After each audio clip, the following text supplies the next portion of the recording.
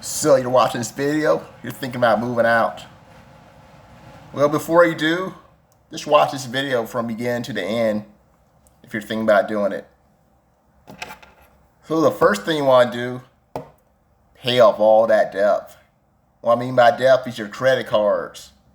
And if you have car payment, pay that all too. Make sure that car payment is completely paid off. One thing I did before I moved out, I made sure that my car was 100% paid off before I even thought about moving out. Because I didn't want to be paying rent and paying a car every single month. And another thing you could do when you're like looking for, let's say you're like looking for an apartment, make sure you have enough to like cover the rent every month. So you're making like $1,500 a month, and the rent is like $1,100. You're gonna be stuck with $400, but it sounds like a lot of money. I know some of y'all like, I can live off $400 every month. It sounds good on paper, but here's the thing: I'm not done. Because remember, there's also the utilities, and it could vary. The highest my utility bill went up was like $99. And the lowest it's been, I think I had it as low as maybe like $10. Yes, I had that low. Especially in wintertime. I live in North part of Florida. So in the wintertime, it doesn't really get that hot. It doesn't really get that cold either. So I don't really use the AC, and I hardly ever use the heater. When it does get cold, I usually put a jacket on. So that's what I do. So for utility, I'm going to say $50 if it's just you. So $350. Okay, I can live off $350. Well, here's the thing. You're forgetting your car insurance. But I don't know if you're watching this video, I don't know if you have liability or full coverage. So we're gonna say you're gonna spend like $80 a month. So mine's 80. So now it's $270. Yeah, I got $270 now. $270 still not bad. Well, I didn't even start with cable. So the internet and the cable, we're gonna say maybe you got Comcast, and I'm gonna put $80 for here. You might get less than that. And now you got $190. So is there anything else? I mean, now you have money for groceries maybe, and that could be like another, I don't know, $80. So $110 you got left. I mean, yeah, that's kind of struggling right there. It can work, but like I said, it's struggling. So if you're making $1,500 every month, maybe you want to lean towards an apartment that's charging maybe like $700 or even lower at least. And here's another thing. Why do you want to move out? That is the question. I mean, I've been there. I've been a 20-something-year-old that had parents that would just walk straight into my room. I mean, it was annoying. Whenever I lock my door, guess what? They complain I lock it too much. And of course, one time I went to bed, and my dad had me wake up and go into the kitchen. I mean, I was sleeping. I did not want to wake up. So that's one thing that sucked. He may go in there and clean something in the kitchen. Of course, nowadays I live on my own. So I clean that kitchen up when I feel like it. When I go to bed, I'm not going to get up just to clean the kitchen. I'll deal with that the next day. One thing that does suck though, I don't have a dishwasher, so that kind of suck. But it could be for the bats, because dishwasher costs extra. I do kind of miss having it.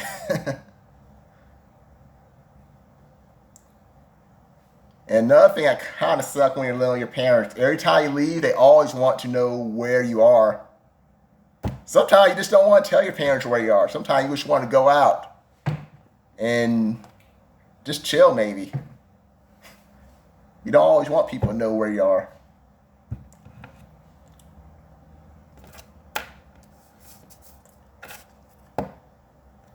But here's another one. Do not move out because of this reason. Maybe you're watching this video and you're like, you know what? My parents won't let me have parties at their house, so I want to move out so I can throw my own parties. It sounds good on paper, but here's the thing. Here's the horrible truth.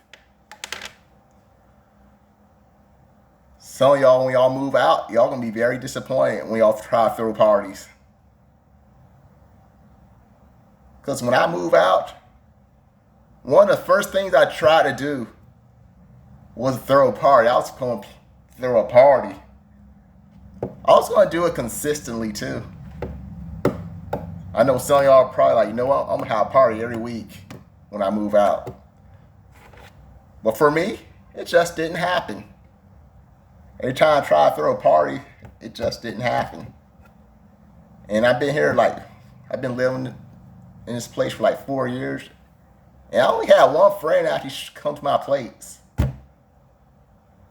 So it was kind of a wake-up call for me when that happened.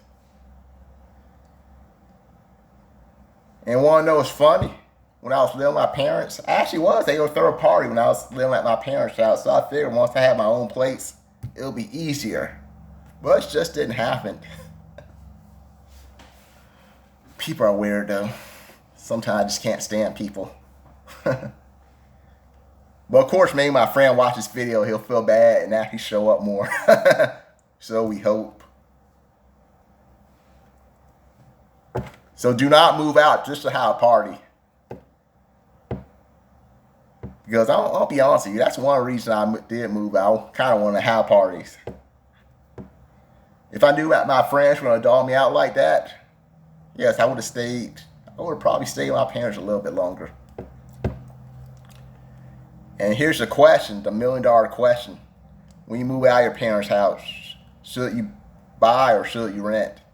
That is the question. And that depends on you. I mean, maybe you're a college student. Yeah, your parents are kind of annoying you, so you want to move out. But you don't plan on staying in that hometown for a while. You plan on actually moving out of that whole city or maybe the whole state. Once you get that college degree and get a job, you plan on just leaving everything. If that's the case, I think renting's probably going to be the better option for you. But if you plan on living in your hometown for a while, I think buying's the better option, because here's the thing that I didn't know.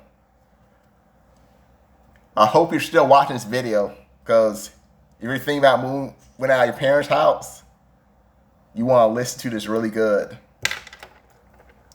So obviously, when I first moved into this place, it was like $534 every single month. I know some people are watching this video like, you know you don't spend $534 a month in rent. Let me tell you something. I did 4 years ago. 4 years not a long time, of course.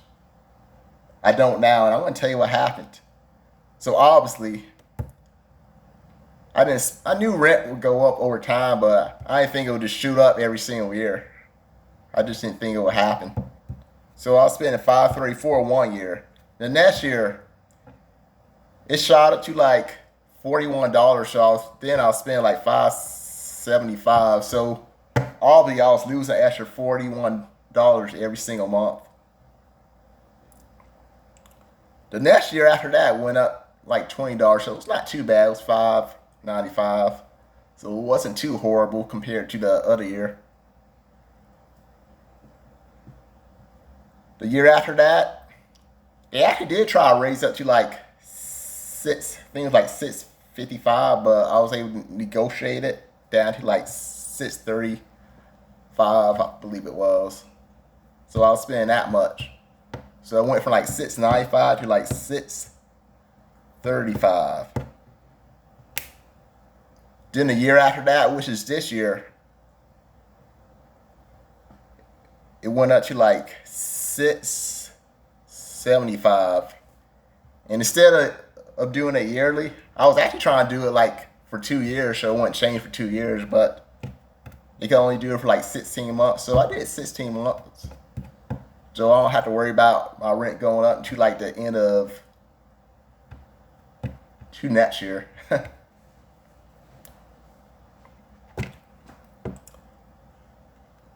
But I did not know rent went up like that. So since I live here, my rent went up like $1.41 every month. I mean, I kind of feel like it's a waste of money now.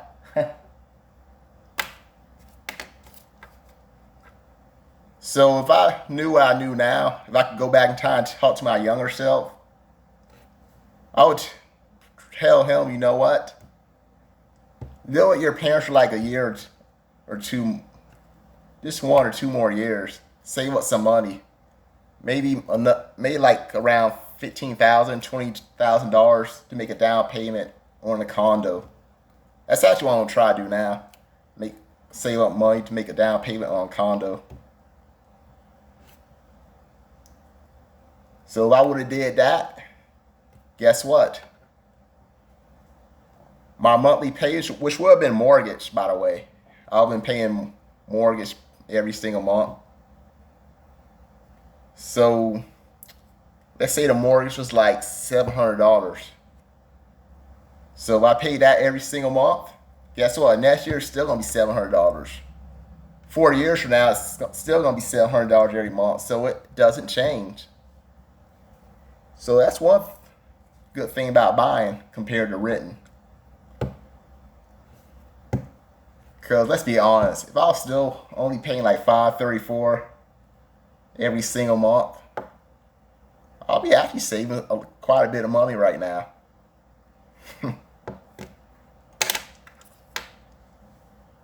So now I'd be going investing, of course, into that Robinhood, because you know I'm trying to build that Robinhood up. So yes, I do wish I would have bought instead of renting. So yes, you learn from me. You learn from my mistakes.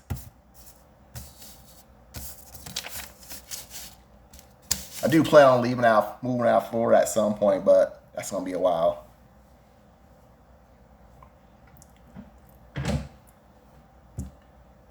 And of course, over time, eventually at some point, I am gonna have it all. I would have it all paid off, and once it's all paid off, guess what? No more monthly payments.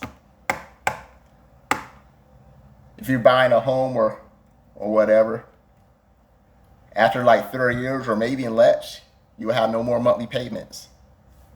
But rent, an apartment, you're gonna be spending money every single month. It's never gonna stop.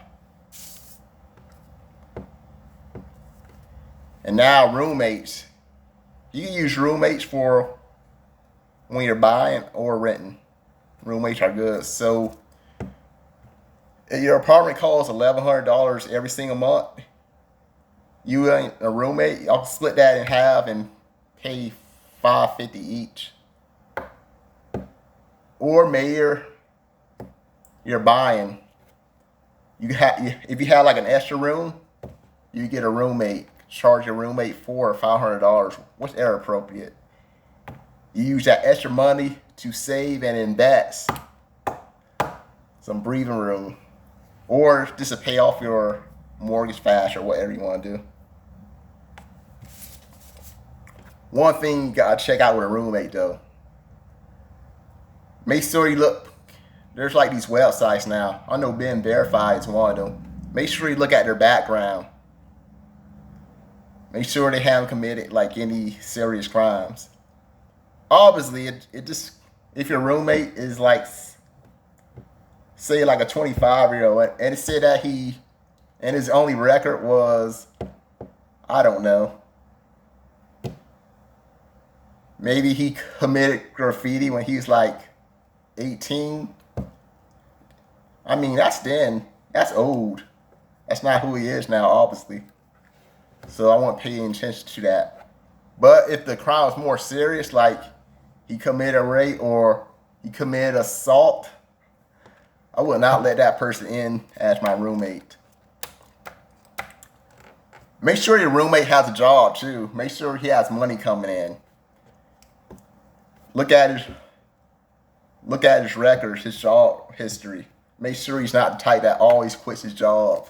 Because you don't want to have a roommate that always quits his job when he's mad. Because when he quits his job, guess what? He can't pay you now, can he?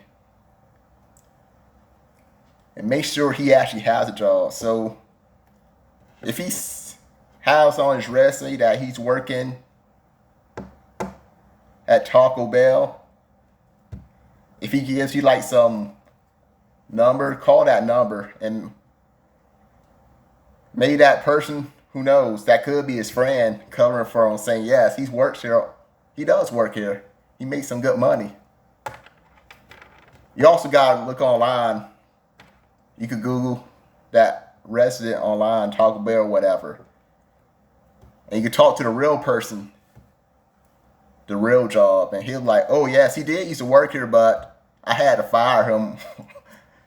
He doesn't even work here no more. Because if your potential roommate is lying, you do not want that person as your roommate. So I just had to point that out.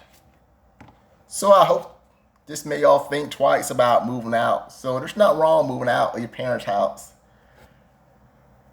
Like I said, I was y'all too in my early 20s wanting to move out of my parents' house because they were annoying. I wanted my own place. I wanted to throw my parties, have fun, whatnot. I wanted to go out without having to say where I was going. So it's all good. But just think before you do it. Like I said, pay off all your debt before you move out. If you like my video, give me a thumbs up, subscribe to my channel. You want to see other videos like this? Hit that notification otherwise so you get notified whenever I make a video. And that being said, have a good day. Bye for now.